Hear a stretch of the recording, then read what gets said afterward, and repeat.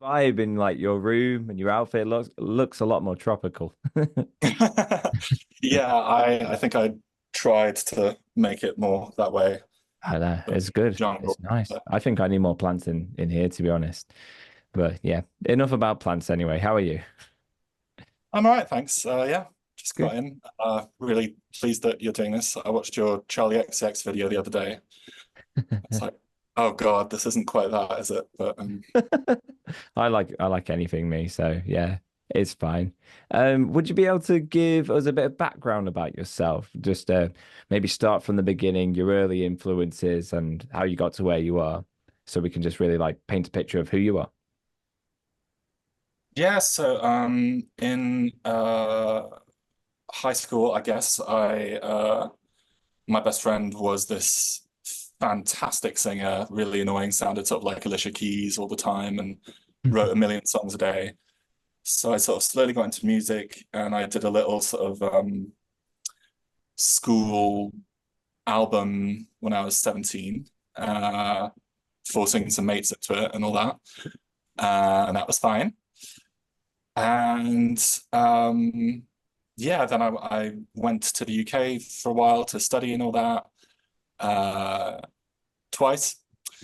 Um, and so it sort of got into the back, I was still like busking and all that jazz, but Yeah. I wasn't really doing much. And so then a few years ago, I was living in Manchester, and my mate Sean, who plays guitar on the EP, Yeah. uh, asked me to fly back because another singer had cancelled for a big gig of his. So I flew back and did a couple of songs with him, and I was like, this is really fun and good, and maybe I can move back home. And I did, and eventually got working with a friend called Michael Stradinsky, who's incredibly good and has a lot of fairly successful projects on an indie level. Yeah. So we made a first album in 2019 that included a lot of like the high school tracks, which was really weird, um, but completely different. Because I used to be sort of guitar or piano based. Not that I'm very good at either of them. And then we sort of got to merge that with what I wanted, which I was always really into like synthy electro pop stuff. Yeah. So we got to sort of redo a lot of those old tracks in the style that I liked a lot more, and it was fantastic. And Yeah. we immediately started working again, so on this EP, but then, pandemic and all that jazz. So it took us a good while, but yeah, now that's where we are. We've got this EP and another one ready to go in a couple of months. Amazing. You mentioned you really like electro pop synth type stuff. So who were your influences when you were kind of growing up or as a teen? Well, I think it started sort of quite early. Like I was this is not like a necessarily cool thing to say. It's showing my age and all, but I was a massive fan of Dido. And I know you don't necessarily think synth when you think of her, but like one of my favorite songs is Here With Me, Yeah. that has, these sort of William Orbity, wavy synth things and all that. And so that was like, I always felt I was divided between the like singer-songwriter stuff that I loved. Yeah. And then I was massively into like Sugar Babes. I still am. I will see them at any gig. So I felt sort of split. And then eventually I found people like Robin or Tove Lo, Yeah. who would do exactly what I want to be doing, which is sort of crying on the dance floor type music. Yeah. So you to have the bouncy fun sounds, but you don't have to be going full Pitbull with the lyrics. Yeah, and now that you mentioned, especially when you mentioned Robin, I can really hear that influence now with like in what I've heard from you. So typically when you create music, does it tend to go towards a certain style? You're currently on this kind of run of EPs, aren't you? And the one that I've listened to is more like a dark, depressing, almost world, isn't it? Almost like sad on the dance floor vibe. Um, what do you tend to go for? Does it tend to be that, or do you have different kind of vibes when you approach different projects? I think yeah, it does vary, but that is my happy place, weirdly. You know, my friends will be like, "Can you just write a song in a major key for once?" And I'm like, "Oh, but like the first album, so the 2019 album was called The Flame. Um, and so this is Embers, and then next we have Ashes. Yeah. And I thought that then there was another EP, and then I had a big moment of panic, being like, wait, no, we don't. We don't. Like after like Embers is depressing on the dance floor and sort of a bit self-destructive and all that jazz. Yeah. Ashes is gonna sound different. It's uh like more strings, Mm. slower beats. It's gonna be, I think, a bit of a harder sell, but whatevs. So I sort of, when we started recording and I was sort of seeing that again, like back in the day, I'd kind of gone in two different directions. I was like, right, well, instead of an album, we'll just split this up into sort of the moods of it. Yeah. But I'm incredibly lucky with my collaborator, the producer. I'll send you a couple of links, but Yeah. he just genuinely sort of seems to dig into my brain and then just produce something that I wouldn't even necessarily have considered. You know, I'm not contributing very much musically on this project at all. Right. So it's lyrically and melodically more with your vocals then. Yeah. Um, so I kind of got the sense that there's a sort of concept going through these EPs. So what's the journey that each EP is going on? You mentioned um the current one, Embers, is quite self-destructive. And I picture like obviously embers kind of falling, the destruction vibe. And then you mentioned how ashes are gonna sound, and that kind of sounds a lot more calm, like ashes settling, dust settling. So is there a kind of like journey this is on? Yeah, and I think what's quite weird is that sometimes I realize it a bit like after the fact.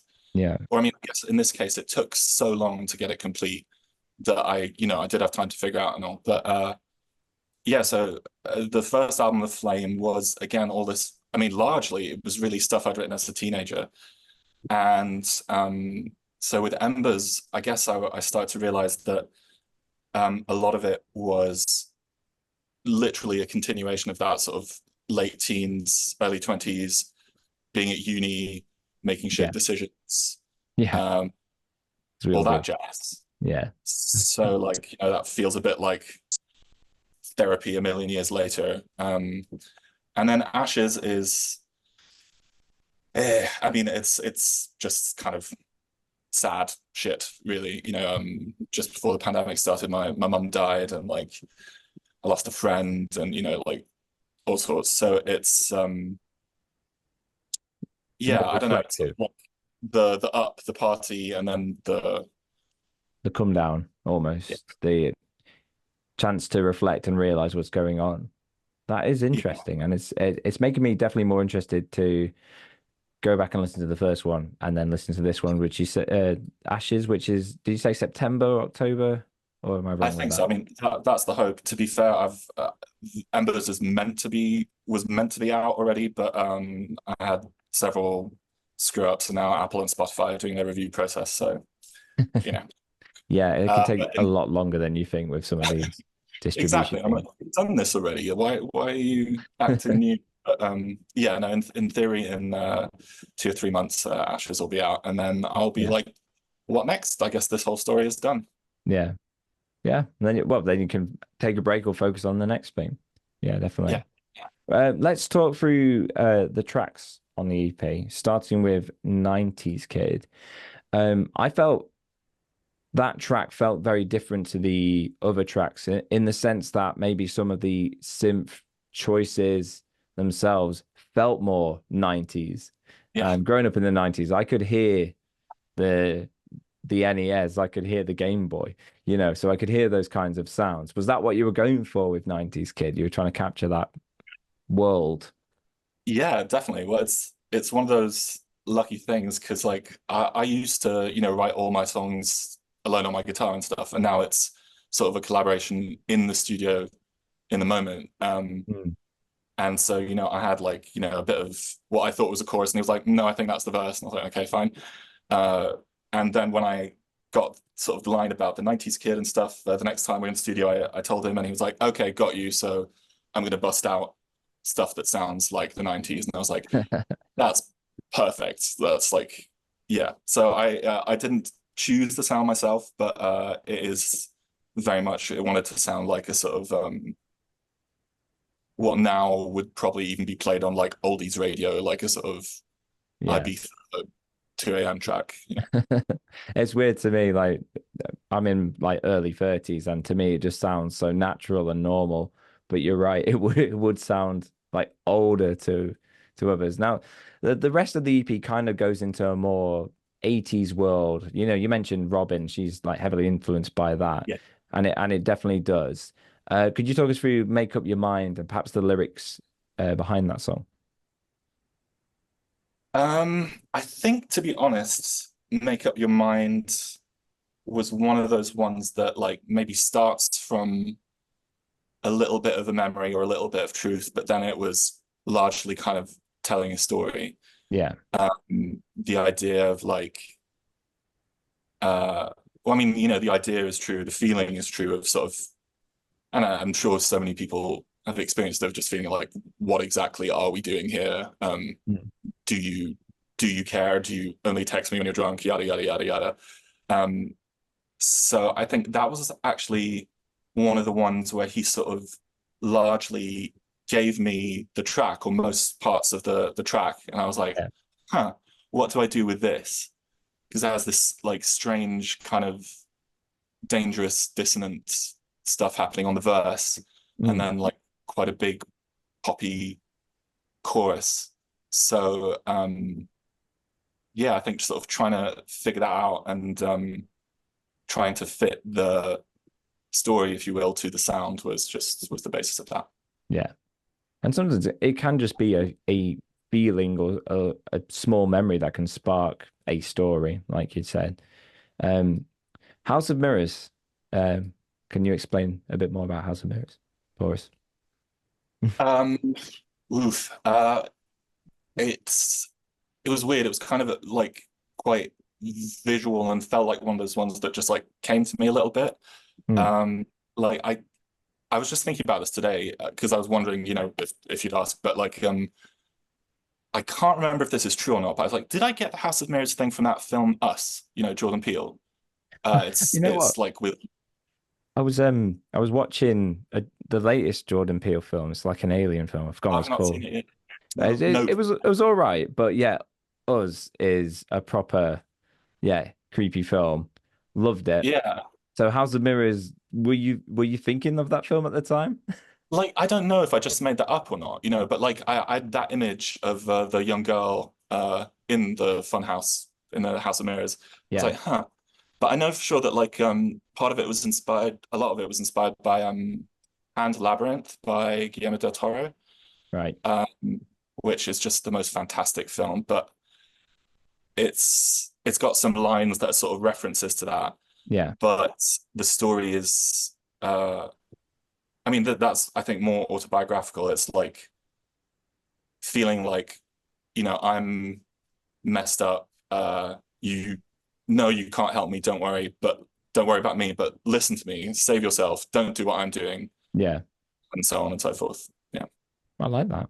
And then the next one, Pillbug, which is, by the way, has been living rent free in my head for the past few days since I Really? listened to it. Yeah, Pillbug, Pillbug. Give us a bit of backstory for that one. Well, apart from the 90s Kid, that was the last one we wrote just earlier this year. Yeah, And it started with the sound. I wanted to do something a little bit more like vaguely. Initially, I wanted something a bit more like rocky or like glam rock or whatever. And yeah, we kind of settled on this like Goldfrapp-esque vibe. yeah. Uh, I get very Bowie from it, oh, nice. especially when you say the Pillbug. You can imagine Bowie singing that. Um, I had to fight for some of it to stay in. I was like, no, I do want this. Sorry. yeah, Uh, that was actually to sound incredibly wanky. That was about the second time I ever took some hallucinogenics, shall we say? And I I guess I figured. yeah, I kind of had like a bit of an out of body experience of like seeing myself, Yeah. like feeling a lot of sympathy for myself, really weirdly, and being like, oh, baby, like, what It's is this? okay. Yeah, like, come on, open up, open your heart, let Yeah. the light in, all that stuff.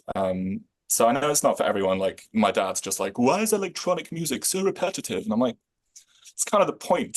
But Yeah, it does feel quite like an ode to it, but it does, like you say, straddle the line between the 80s and the 90s. It kind of dips its toe in both worlds, doesn't it?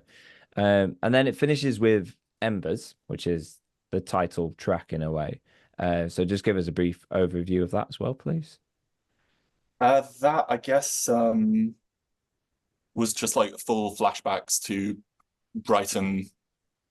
Um, Sort of, I have one ridiculous memory of like having been out all night and like getting a sandwich from the van or something.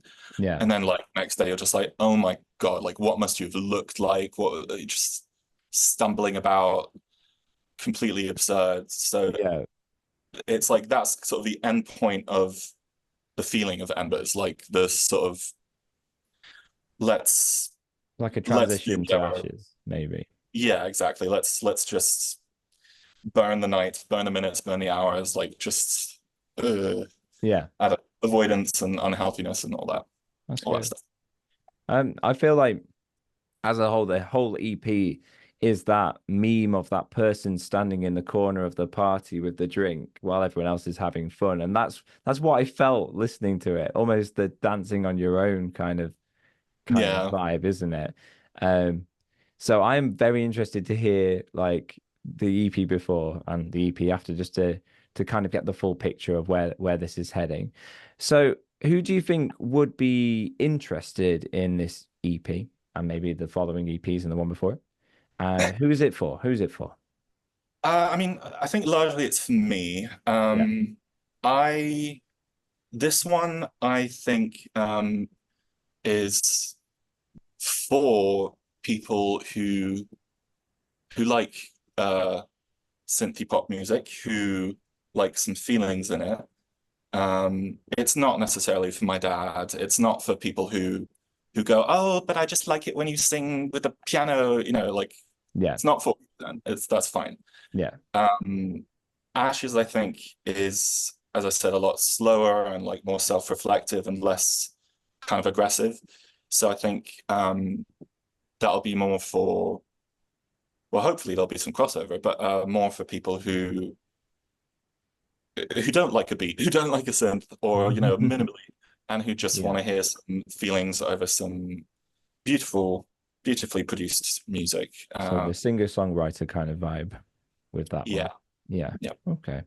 Um, I like that you're doing it for you and that. I mean, listen, it's not like I've got a massive fan base.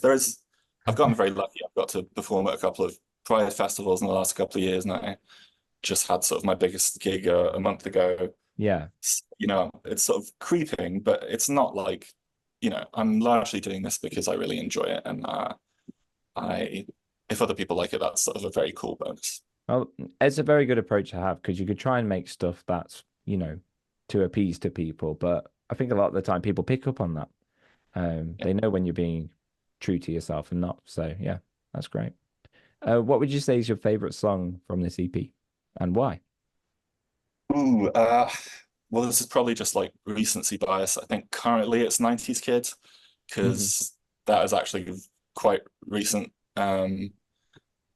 And it's just like quite a pure distillation of that thing of like, yeah, cry dancing and like nothing matters, so we might as well burn the world down and like dance alone and spill drinks everywhere and get messy. Like, who cares? Nothing matters. It's like sort of to me, it feels like the core of the EP in a way. That and Embers Yeah. obviously like being the bookends.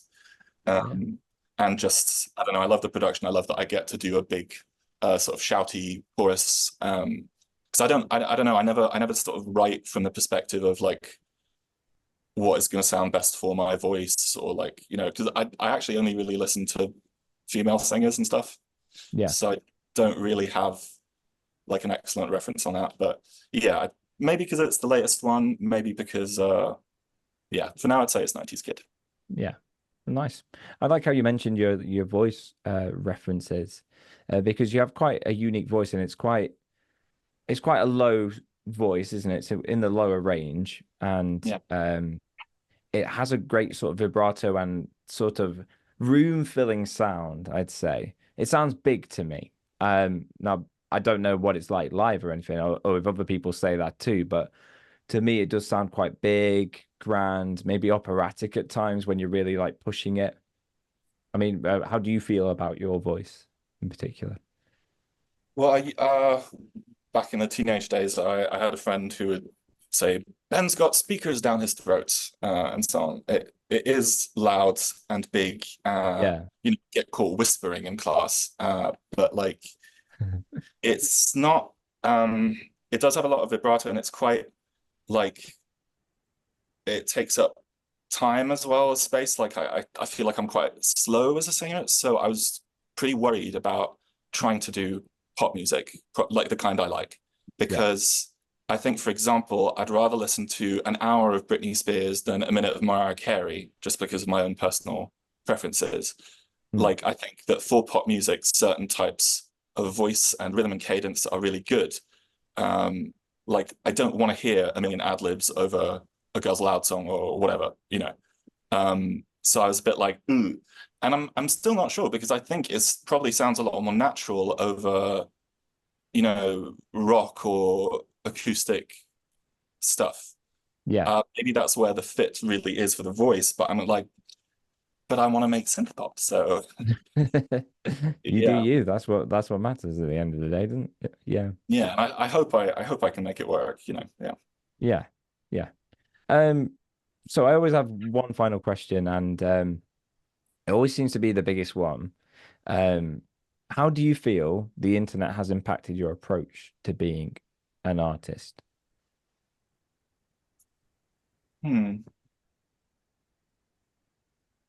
Oh, I don't know. I think like lately at least, well, in the last few years, you know, I've just had a bit of a resistance to the obviously, you know, it had so much positive. Like I have always been such a pop nerd. You know, I used to have this incredibly curated iTunes and I was on top of everything new happening on all the blogs and like I've lost a bit of energy for that. Hmm. Um, but recently I've just been a little more like irritated at it that, you know, if you kind of want to in a way go places with it, not that like I particularly want to be famous or anything, like it's just sort of you have to have the hook in the first 12 seconds. People are going to click off. Keep it Mhm. under 3 minutes, please, or whatever. That kind of stuff. That just, you know, makes me feel very old man yelling at the sky. Like, no, that's absurd. That's completely stupid. Obviously, it Yeah. has really democratized a lot of things, and you can find people you couldn't have found before. Um, so that's sort of inspiring, you know, that you can see people sort of like yourself or any level of success from all around the world. But the like um the successful stuff at the minute, I guess, just sounds annoying. It's like it's not even songs that seem to get famous anymore. It's a certain 15 seconds of it for TikTok. Yeah. And you know, you're like, you know, my producer produces some fairly successful indie people, and you know, he'll just say something like, "Oh, what so and so's song just like blew up on TikTok in South Korea," and you're like, "Good, I guess." Does that pay? Like, I don't know. What does that Yeah. mean? It's a strange world, isn't it? Because on one hand, you've got people making more music than ever, able to access it. They're able to miss. Um, and I think it was 50%, something like this. 50% of Spotify's revenue was independent artists last year, which is great because it's And now they're not people going to like pay them anymore. yeah, yeah. And obviously they don't pay great at all, but it just Yeah. shows how easy it is to do now and how saturated it's becoming and how difficult maybe it is to be heard in this vast ocean that we're trying to deal with. So yeah, Yeah. there's good and bad to it because I mean, if we're talking about the 2000s, you'd have to have a record, you'd have to try and sell that record. You know, there'd be a lot more you'd have to Yeah. do, a lot more gigging. So it's the other way around, really, isn't it? Yeah. Yeah, I mean, I don't know. It seems really rough. Like I live in an area where it's not like there aren't a huge amount of big opportunities in this way. Like my biggest gigs have been like Geneva Pride twice, and they have like an annual music national music day and so on. So I got a really nice slot in that. But otherwise, you're a bit like, does the pub need someone on Friday? Like, I don't live somewhere that's like hugely doable live. So having the internet out there Yeah. to be able to go here, you can have it and listen to it, even if you live in bloody Australia, and you don't need to buy an overpriced CD or vinyl from me that I can't sell any cheaper because I only made 150. Yeah, exactly. Yeah. Um, I'm so confused about where you're from. Your accent, especially, sounds so British, and yeah. Well, it does when I'm talking to you. When I'm talking to some of my friends, it sounds almost American. Um, and I get made fun of for that, obviously. I'm British and German, but I grew up here in France and went to an international school. So you end up with this weird, wishy-washy mid-Atlantic thing happening. Yeah, you got this big mix. To me, it sounds very in England probably we call it university student. It sounds very kind of like because people from all over England have lots of different accents. They go to Yeah, university yeah. and it all blends together, doesn't it? So I've lived in Brighton, Manchester, and Glasgow, so I don't know. which one's your favorite? Brighton, it Glasgow's would be pretty for me. lovely. Would it? Brighton was amazing, but clearly I had a bit of a terrible time there, as the EP will tell you. So Yeah. I only went back last year actually with my best mate to see the Sugar Babes, and I was like, is this gonna suck? Is this gonna be awful? Am I gonna get really like depressed and flashbacky? And I was like, no, this is a lovely city. Yeah. Oh, that's good. That's good. So after Ashes, what's next for you? Do you not know? Well, I thought I had the final EP, which was going to be called Sparks to like restart the fire cycle. Okay, cool. And I've got a couple of songs that were meant to be on that, but then I was like, no, like the story, that's I think it's ended after Ashes. So I've got a few homeless songs that maybe I'll be able to find a new project for or just put them out there for fun. Yeah. But no, I guess I'll have to be like, have you finished processing your early 20s trauma? Are we done with that? Like, or I mean, Ashes is a bit more 5 years ago. Maybe I'm like, I'll try and catch up, I guess, a bit more to my current life and see where that takes me. And So hopefully midlife crisis. sound. So it'll be midlife crisis, won't it now? You're sort of Yeah, talking well, about this age. yeah. I Yeah. don't understand TikTok. Yeah. The fear of aging. Yeah. There you go. That's There the we go. title. Yeah. But no, I'm hoping maybe there'll be a little bit of a shift. I want to be slightly less 80s synth and have a bit more organic, a bit of a mix. Mm.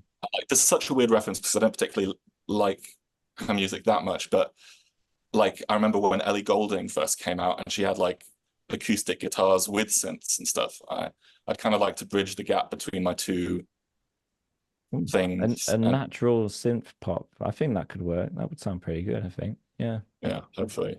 We'll see. Well, Ben, it's been lovely to have you on. And I hope we get to catch up again soon. So take care. Cheers. Cheers. Have a good Bye. night.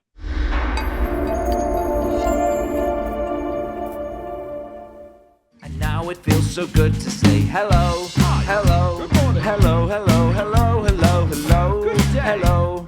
And now it feels so right to say I miss you, I love you. And God, it feels so good to say hello. God, it feels so good to say hello. Bye, ladies and gentlemen.